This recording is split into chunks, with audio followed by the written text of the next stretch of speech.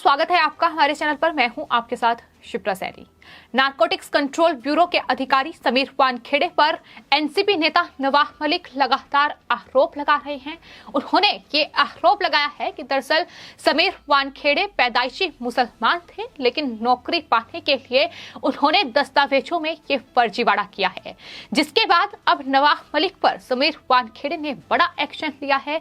समीर वानखेड़े ने राष्ट्रीय अनुसूचित जाति आयोग को चिट्ठी लिखी है और ये उस चिट्ठी में साफ तौर पर लिखा है कि उनका उत्पीड़न किया जा रहा है। ये आरोप समीर वानखेड़े ने इस चिट्ठी में लगाए हैं, जिसके बाद अब अनुसूचित जाति आयोग ने महाराष्ट्र सरकार से जवाब मांगा है। दरअसल महाराष्ट्र में या यूं कहें मुंबई में जिस तरीके से क्रूज पर ये रेव पार्टी में रेड हुई, नारकोटिक्स कंट्रोल ब्यूरो के जोनल डायरेक्टर समीर वानखेड़े के नेतृत्व में इस रेड को अंजाम दिया गया, जिसके बाद से लगातार बॉलीवुड में इस पूरे ड्रग नेक्सस का सफाया हो रहा है। एनसीबी की कार्रवाई लगातार जारी है, लेकिन ये कार्रवाई उद्धव ठाकरे सरकार और एनसीपी नेता जो कि उद्धव ठाकरे सरकार में मंत्री हैं, उन्हें रास नहीं आई।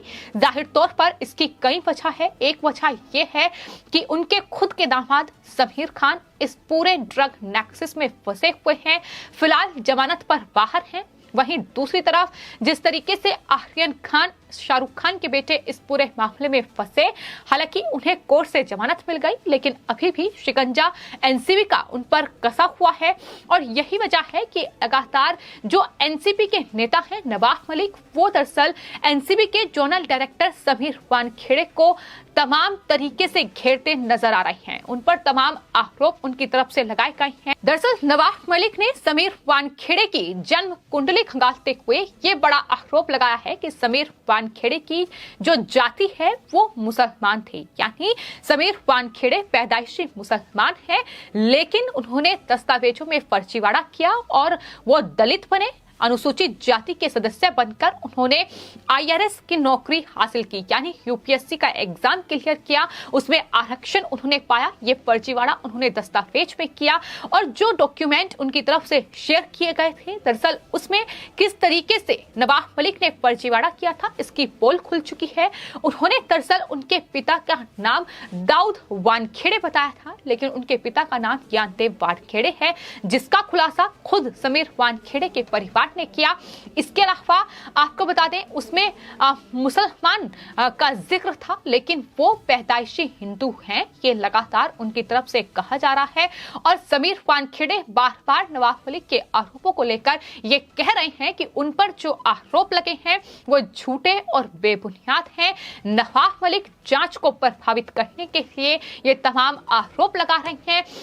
आरोपों की जांच होनी चाहिए, निष्पक्ष जांच इस पूरे मामले की हो, सीबीआई जांच होनी चाहिए, ये लगातार उनकी तरफ से कहा गया है। इतना ही नहीं, जब समीर वानखेड़े का परिवार ये साफ कर चुका है कि समीर वानखेड़े की 2 शादी हुई है, पहली शादी उन्होंने मुस्लिम लड़की से की थी, ये भी खुलासा परिवार की ओर से किया गया। और उन्होंने साफ तौर पर कहा कि दूसरी शादी 2016 में तलाक के बाद हुई है और हिंदू मैरिज एक्ट के तहत ये शादी की गई है। तमाम बड़े जो आरोप उन पर लगाए गए हैं, उनके परिवार ने खुद सामने आकर उन तमाम आरोपों को झूठा साबित किया है। तमाम जो असली दस्तावेज हैं वो दिखाए गए हैं, लेकिन बावजूद इसके नवाब मलिक हर रोज सामने आकर उन पर आरोप लगा रहे हैं।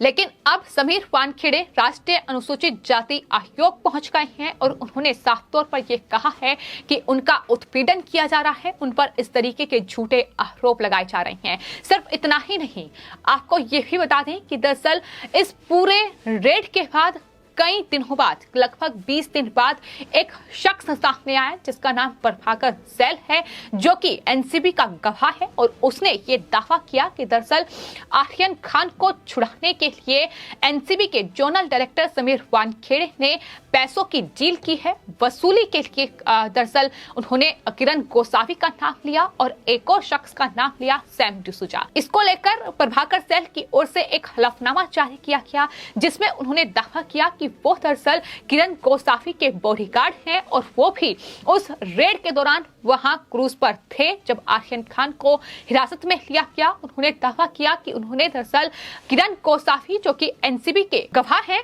और आपको बता दें किरण गोसावी वही हैं जिसकी जो सेल्फी है आर्यन खान के साथ वो सामने आई थी, उन्हें और साथ ही एक और शख्स सैम डिसूजा को बातें करते हुए सुना। 25 करोड़ की डील दोनों के बीच हुई आर्यन खान को छुड़ाने के लिए, जिसमें से 18 करोड़ में ये डील डन हुई और 8 करोड़ समीर वानखेड़े को पहुंचने थे। ये बड़ा आरोप उनकी तरफ से लगाया गया। आपको बता दें इन तमाम आरोपों की जांच के लिए एनसीबी ने एक टीम का गठन भी कर दिया, जिसकी जांच खुद एनसीबी के डीडीजी ज्ञानेश्वर सिंह अपनी टीम के साथ कर रहे हैं। फिलहाल वो मुंबई में ही है और मुंबई में लगातार जांच चल रही है और उस जांच में एक के बाद एक बड़े खुलासे निकलकर सामने आ रहे हैं, जहां एक तरफ समीर वानखेड़े को क्लीन चिट दे दी गई है कि उन पर जो आरोप लगे हैं वो वसूली के पूरी तरीके से झूठे हैं, वहीं दूसरी ओर आरोप लगाने वाला शख्स ही फरार हो गया है। यानी प्रभाकर सैल जिन्होंने हलफनामा जारी किया था सोशल मीडिया पर, वो फरार है और एनसीबी के शिकंजे में नहीं आ रहा है। एनसीबी लगातार उसे पूछताछ के लिए बुला रही है, लेकिन एनसीबी के हाथों अभी तक नहीं आया है। खुद जो डीडीजी हैं ज्ञानेश्वर सिंह, उनकी तरफ से ये जानकारी दी गई है। उन्होंने बताया है कि दरअसल प्रभाकर सैल से संपर्क करने की हर एक कोशिश की गई है। हमने मुंबई पुलिस आयुक्त से भी मदद करने का अनुरोध इस पूरे मामले में किया है, क्योंकि मीडिया में ये खबरें थी कि सैल पुलिस के संपर्क में था, लेकिन अभी तक वो एनसीबी के सामने पेश नहीं हुआ है। उससे जांच होनी बेहद जरूरी है। उन्होंने साफ तौर पर यह कहा है कि इस पूरे मामले में सबसे महत्वपूर्ण गवाह अगर कोई है तो वो प्रभाकर सैल ही है, लेकिन प्रभाकर सैल ने जो आरोप लगाए हैं वो कितने झूठे हैं, कितने झूठे निराधार साबित हो रहे हैं, ये लगातार खुलासे हो रहे हैं। दरअसल जिस सैम डिसूजा का जिक्र प्रभाकर सैल ने किया, जिसकी तस्वीर उसने दिखाई, वो दरअसल सैम डिसूजा नहीं था, वो एक शख्स था जो कि पुणे का है, बाफना उसका नाम है। सामने आया और साफ तौर पर कहा कि इस पूरे वसूली के मामले से वो अनजान है, जो आरोप उस पर लगाए गए हैं वो झूठे हैं और उसकी तस्वीर, उसके फोन नंबर का दुरुपयोग किया गया है, उसे लगातार धमकियां मिल रही हैं। यानी किस तरीके से समीर वानखेड़े को फंसाने के लिए ये पूरी साजिश रची जा रही है और यही वजह है कि आरोप झूठे हैं, इसलिए प्रभाकर सैल एनसीबी के सामने नहीं आ रहा है, एनसीबी के सवालों का जवाब नहीं देना चाहता है। एनसीबी की टीम लगातार उसे नोटिस जारी कर रही है। दरअसल एनसीबी की टीम अभी तक उसे नोटिस नहीं दे पाई है, चूंकि वो सामने ही नहीं आया है और यही वजह है कि एनसीबी ने ये साफ तौर पर कहा है, डीडीजी ज्ञानेश्वर सिंह की ओर से ये बयान दिया गया है कि वही सबसे महत्वपूर्ण गवाह है जिसे जांच में शामिल होना बेहद जरूरी है। तो फिलहाल प्रभाकर सैल, जिसको लेकर किरण गोसावी ने भी बड़ा दावा किया था, उन्होंने कहा था कि प्रभाकर सैल उनका बॉडीगार्ड रहा है, जो आरोप लगाए हैं उनकी जांच होनी चाहिए, जो हलफनामा उसने जारी किया है उसकी जांच होनी चाहिए।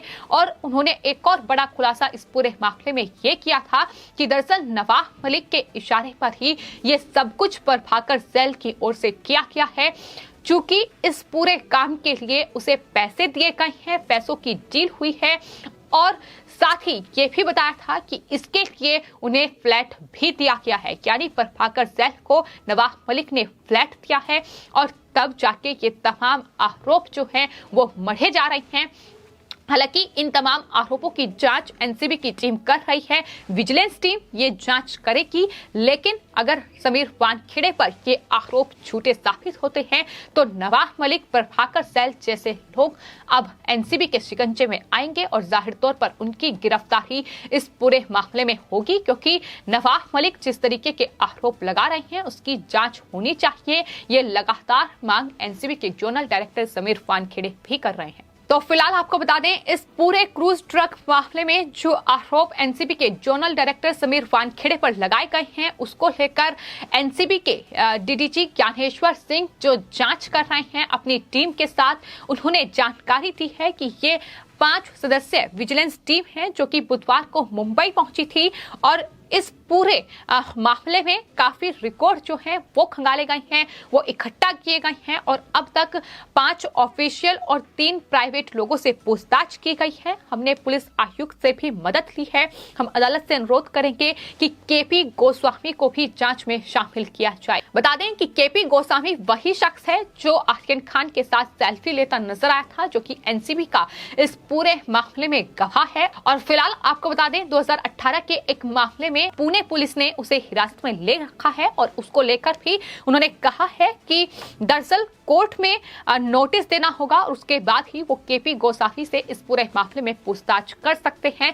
तो नवाब मलिक शिकंजे में आ सकते हैं, क्योंकि प्रभाकर सैन ने जो हलफनामा सोशल मीडिया पर जारी किया था, जो आरोप समीर वानखेड़े पर लगाए थे, वो एक के बाद एक झूठे साबित हो रहे हैं। और यही वजह है कि प्रभाकर सैन फिलहाल फरार हैं और एनसीबी के हाथों नहीं आ रहे हैं।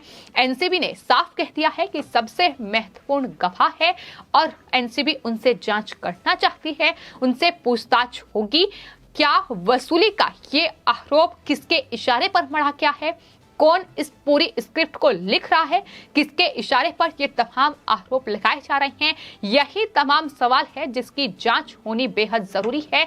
और आपको ये भी बता दें कि शाहरुख खान की मैनेजर पूजा डडलानी का नाम भी इस पूरे मामले में सामने आया था।